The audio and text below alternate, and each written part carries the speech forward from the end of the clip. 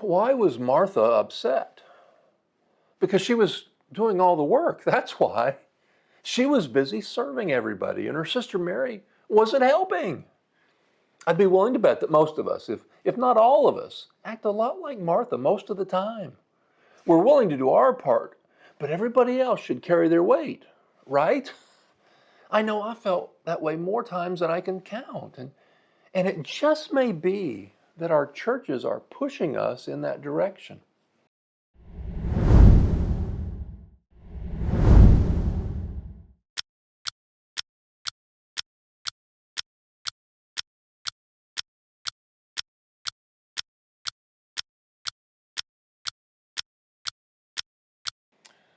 The Bible passage we're about to read makes me nervous. And part of the reason it does so is that I'm convinced that far too often our churches are pushing people in the wrong direction, causing them to be overly focused on the wrong things. The story of Jesus with Mary and Martha in Luke 10 should cause every one of us to take a serious look at ourselves and at our church.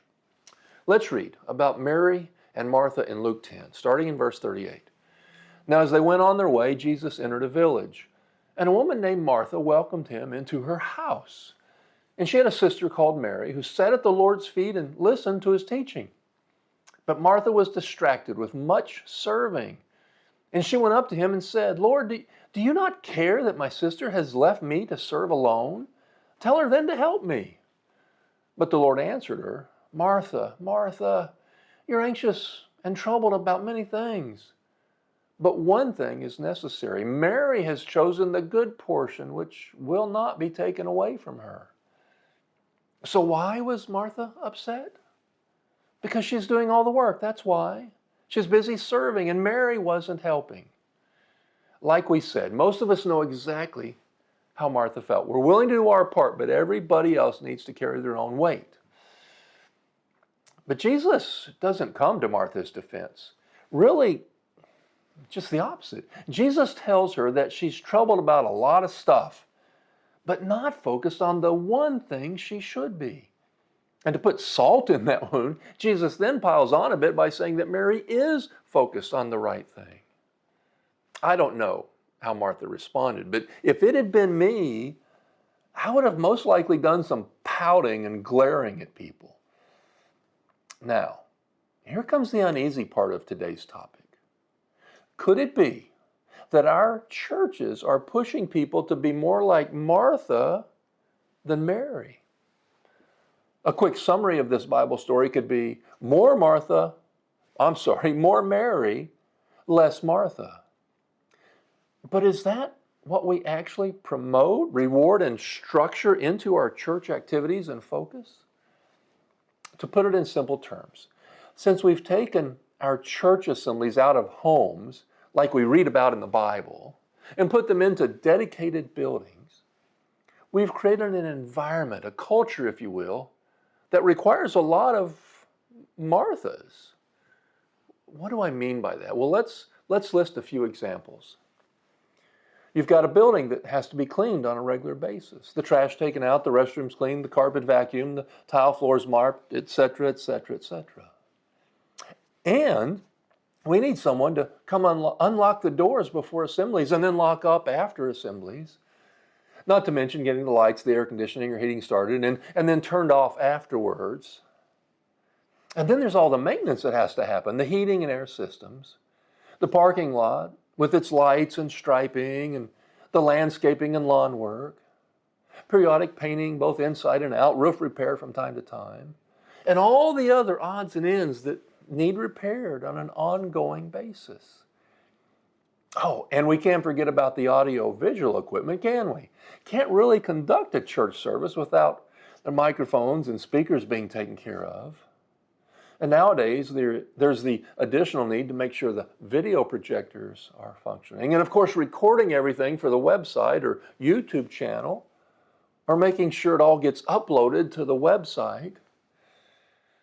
And the church office is busy with its tasks as well, tracking how many were in attendance at each service and updating the database, keeping the member directory up to date, trying to get people to submit recent photos of their family so the picture's not 10 years old.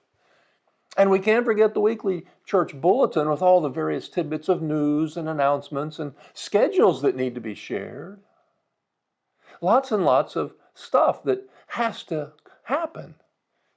Oh, and all the money stuff.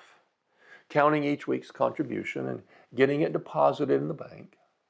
And running payroll for the church staff. And someone has to pay the bills, the mortgage payment, the classroom supplies, the electric bill, the water bill, the gas bill. Reimbursements to members that purchase something for the church.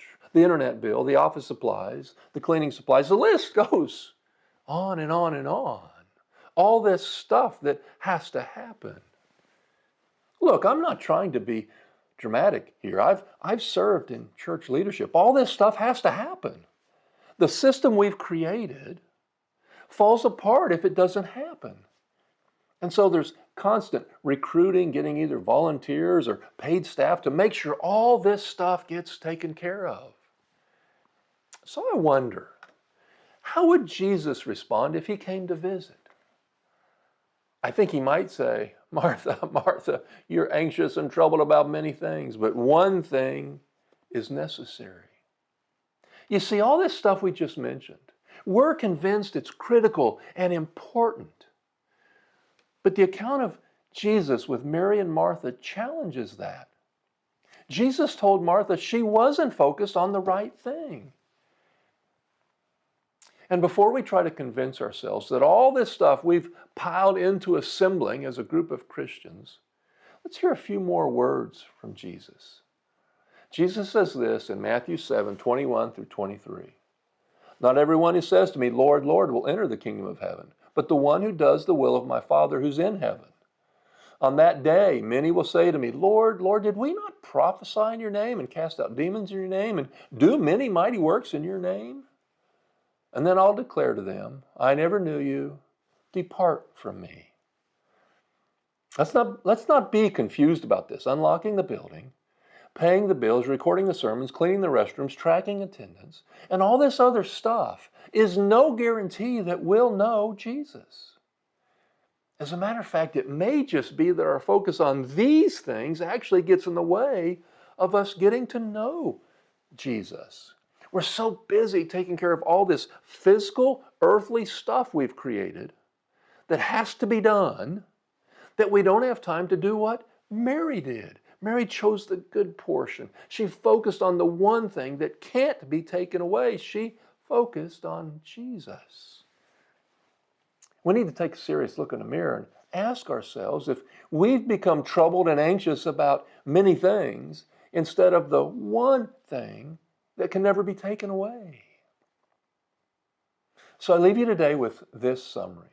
More Mary, less Martha. More Mary, less Martha. Some food for thought. Thanks for listening. God bless you on your journey.